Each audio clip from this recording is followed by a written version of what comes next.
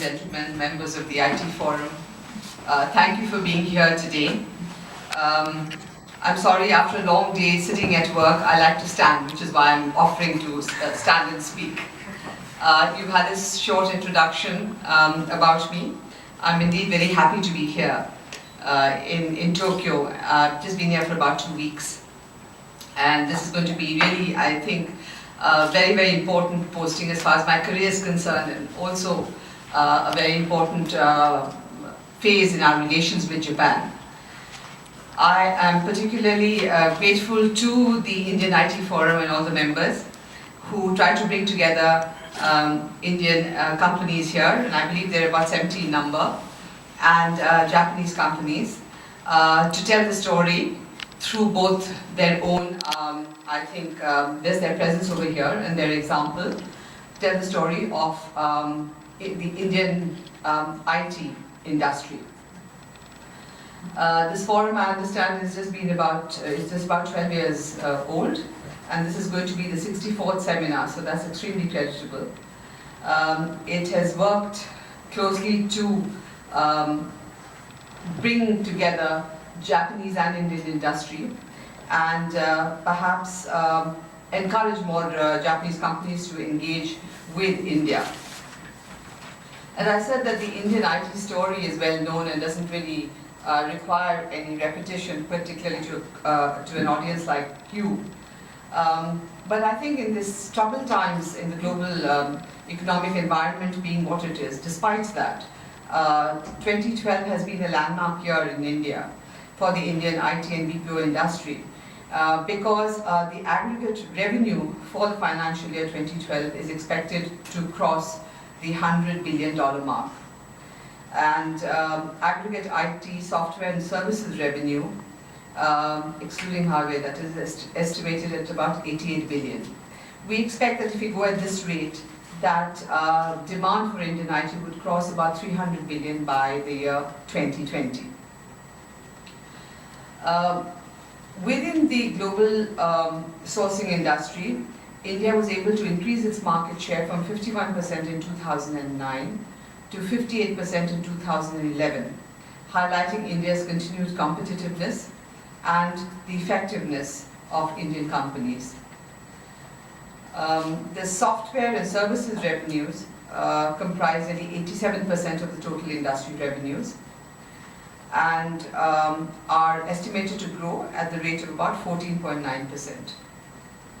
Within software and services exports, IT services accounts for about 58%, BPO is nearly 23%, ER&D and software products account for about 19%.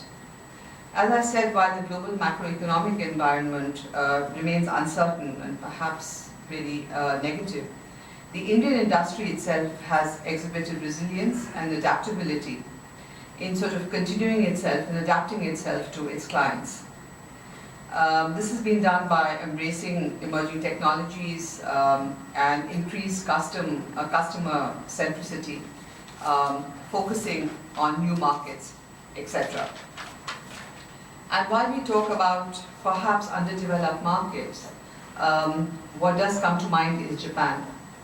Because the Japan IT services market is estimated to be more than 100 billion annually, the second largest after the US.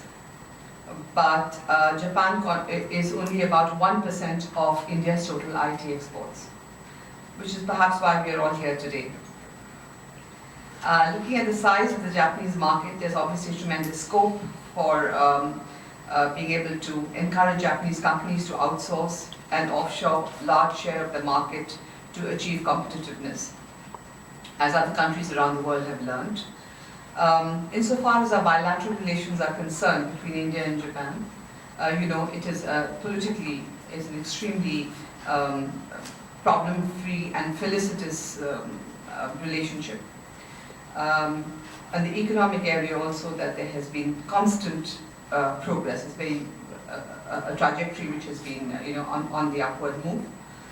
Japan and India signed the very historic Comprehensive Economic Partnership Agreement, CEPA, in February 2010. It entered into force in August 2011.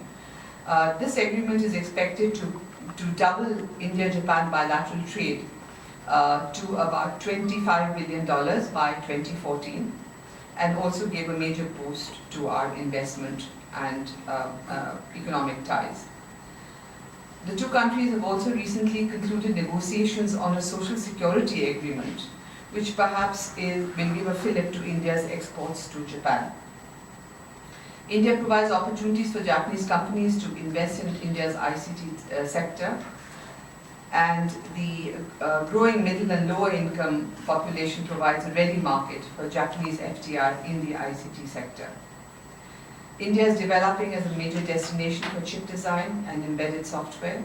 The semiconductor design industry in India, consisting of VLSI design, hardware design and embedded software development, is estimated at about 10 billion and is growing at nearly 17%.